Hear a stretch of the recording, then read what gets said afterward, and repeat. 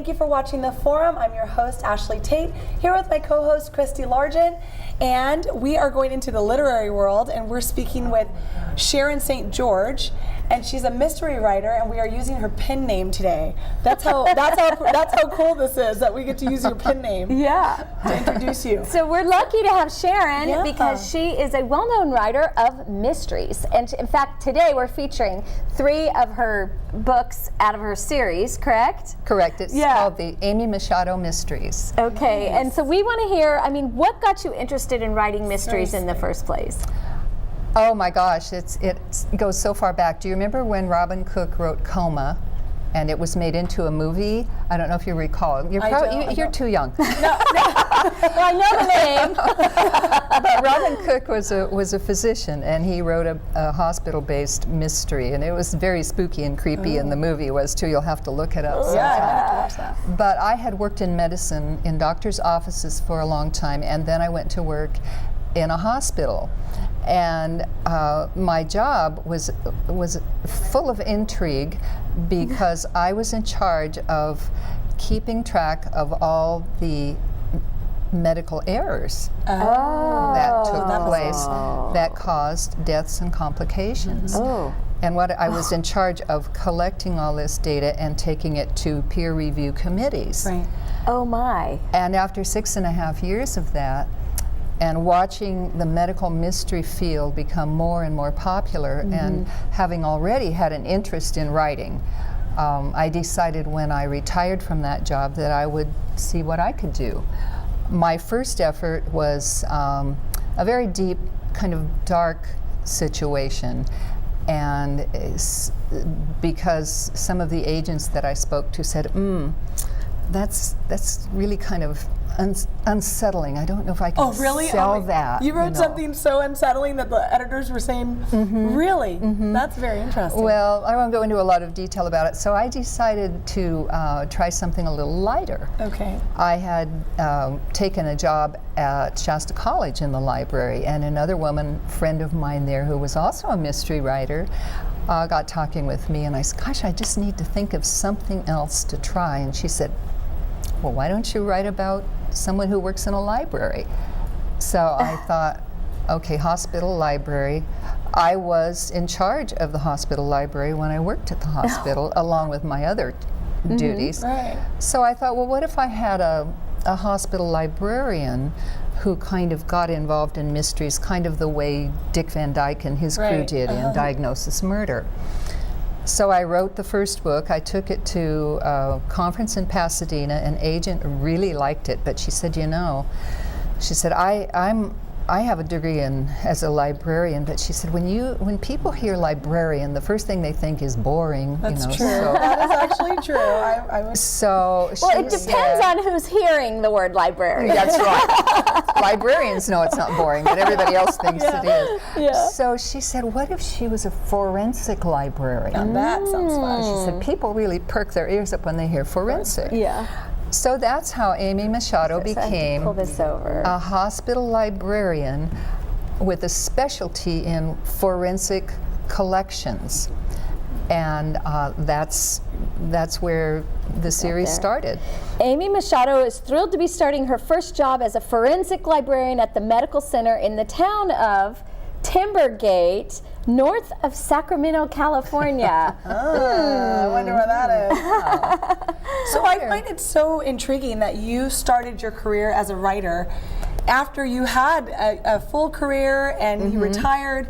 I think that's a good testament to a lot of our viewers because you can do anything at any age, any time in your life. So how difficult is it to actually write a book? I mean, that's yeah, tell us about that process because that's very interesting. Oh my gosh, I wish there was an easy answer for that. It's almost, they talk about having a muse, and I'm not quite sure how it works, and it's something that every writer would explain differently. I just did a guest blog for another writer's website on plotting, and I've always been very left-brained. The first thing I did was go back to college. I went back east and spent 2 years getting my English degree with an emphasis on fiction writing. After you retired? in between. Oh, in between. Oh, wow. After I left Wow. the hospital, I did that before I came back and did my job at the library. Yes, okay. But I thought, if I'm going to be serious about this, this is my opportunity. And so I spent 2 years. Wow. And Love I it. mean, I studied writing from Homer all the way. Wow. I mean, I started with the miracle morality plays and Plato and Aristotle. Oh my gosh. And I felt like, okay, now I've earned my stripes. Yeah. You know, now, if I can't write a novel now, then at I least give I it know up. exactly. Yeah. Exactly. Well, sometimes people say the difference between a good writer and a great writer is their editor. Yeah. What do you think about that? Editors can only do so much, and in this day and age, writers really don't get the luxury of a publishing house editor. Yeah.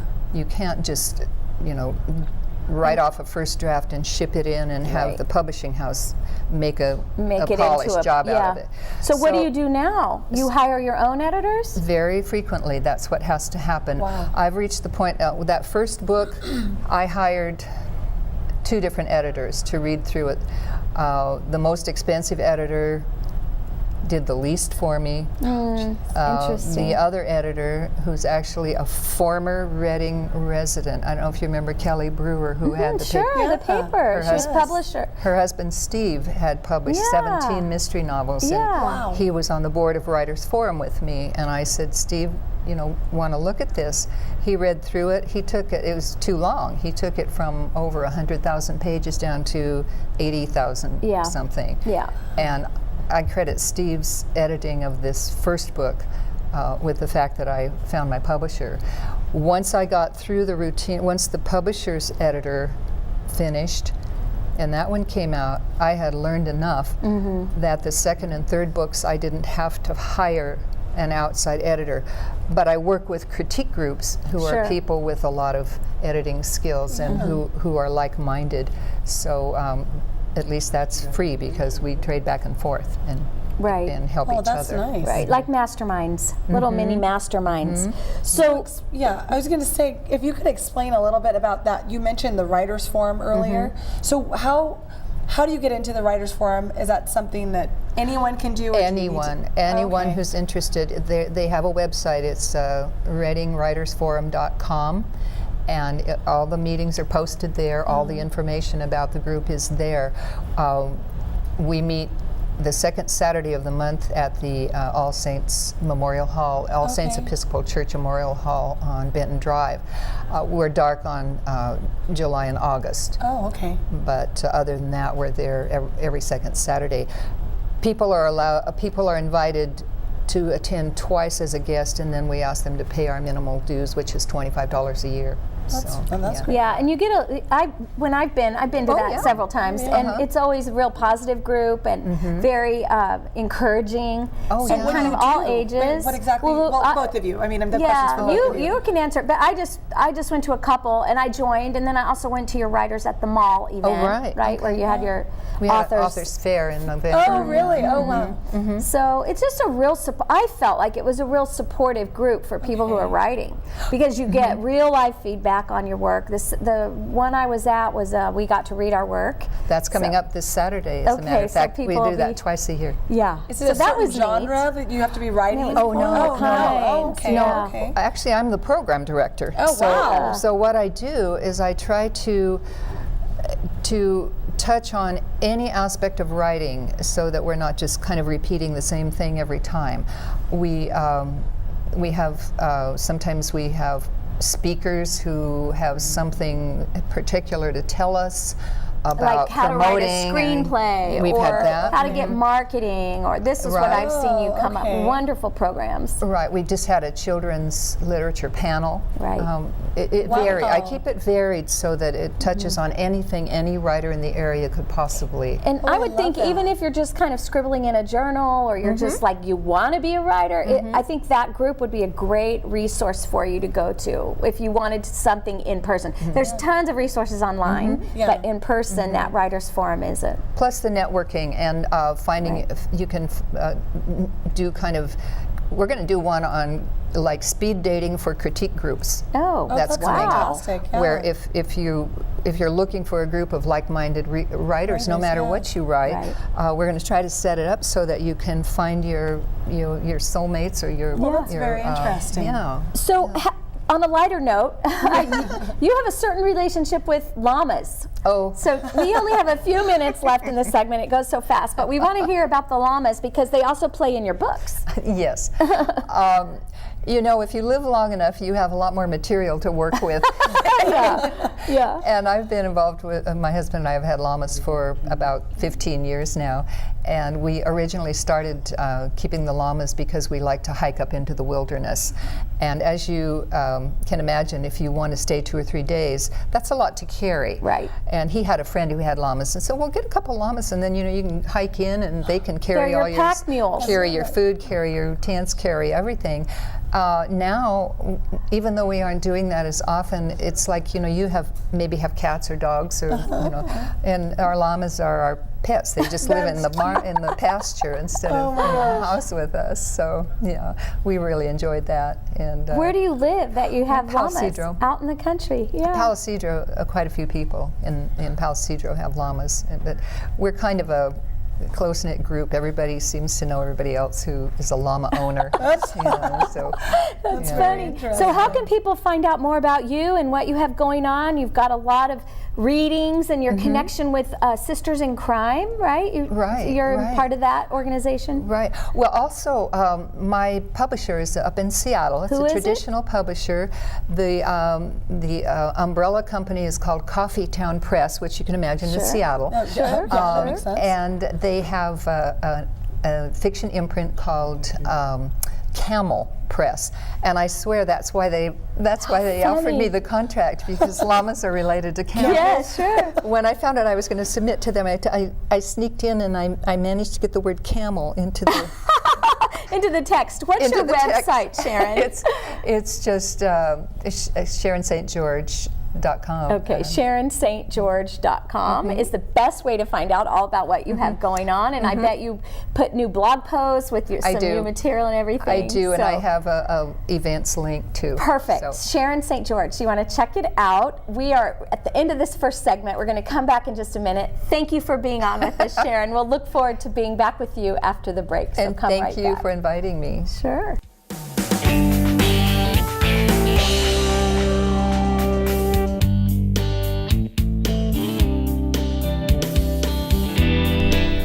Hi, and thank you for watching the forum. We are back, and we are with other writers. We call them actually the sons of a writer, Henry C. Woodrum, and they're here with their sons, Mike and Hank Woodrum, and they published his book, and it's so interesting, the story, the family. You guys have a lot to talk about, and we don't have a large segment, but we're going to try to hit all the points. So these are like Reading history. Yes. You guys, right now, you're looking at Reading history legends. I mean, not only is Mike one of the co-owners of Jack's Grill, which I think you guys know very well, but Hank's got the shirt on, but he's also, these guys have taken what their dad did, Lieutenant Colonel, amazing survivor, Air Force pilot, and taken his story and really made it into a celebration. So let's start with talking about this book, how it came about, and how people can get it, because that is really interesting. So go ahead.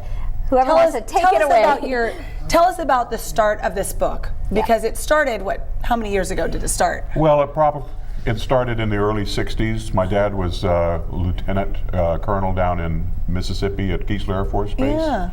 And he got contacted by the Office of Is Paris Burning, which was a book that was published in 1964 on the 20th anniversary of the liberation of Paris.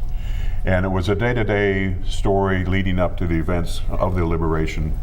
And he was interviewed by phone, and his story was included in that book. Okay. And at that point, he decided to write his story of his own, a story of his own. Okay. But it never really got off the ground, right? Like once it started in the 60s, he kind of... Well, the publishing world was a lot different back then. Absolutely. And he never could get it published. He worked on it,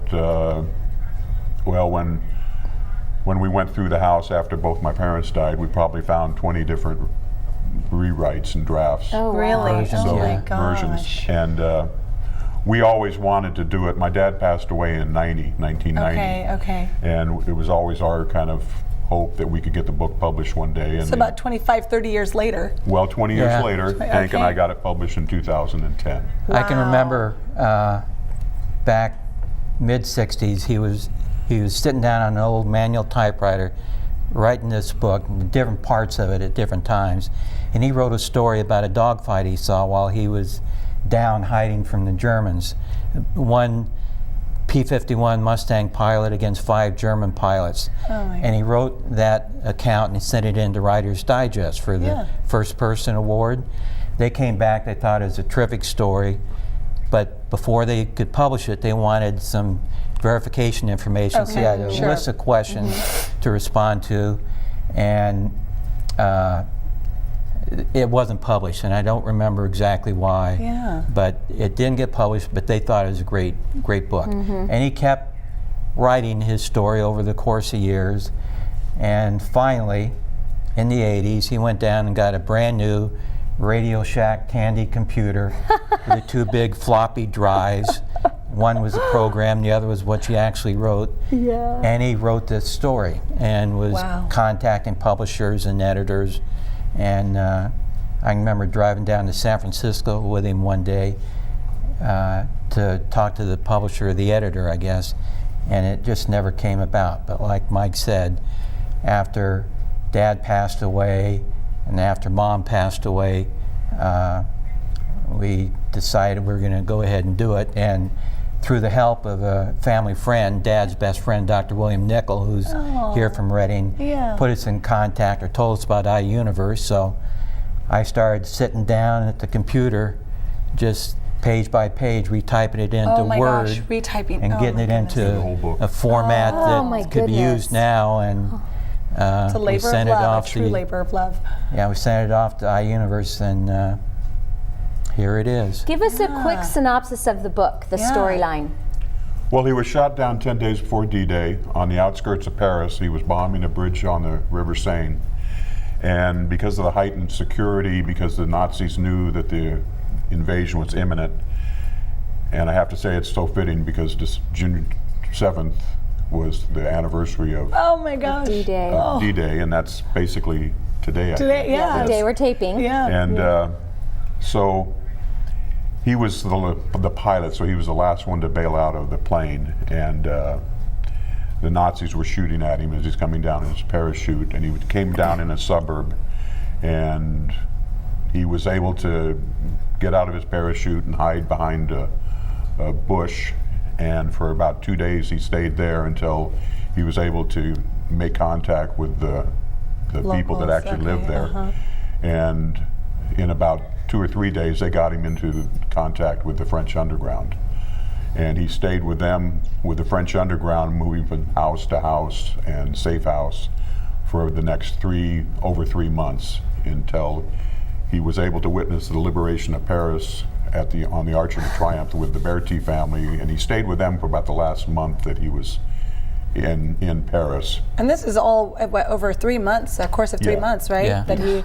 So, I mean, it's such an incredible No, story. I have It's- chills. Yeah. It gave me chills thinking Yeah. about being there for the liberation, watching it, seeing Yeah. Arc de Triomphe and the Yeah. Americans coming in. And Yeah, and another thing, he mentions it in the book. At one point, he's interviewed by resistance officers to determine that he really is an American pilot and not a German Right. Spy. to track down the resistance members and get them executed.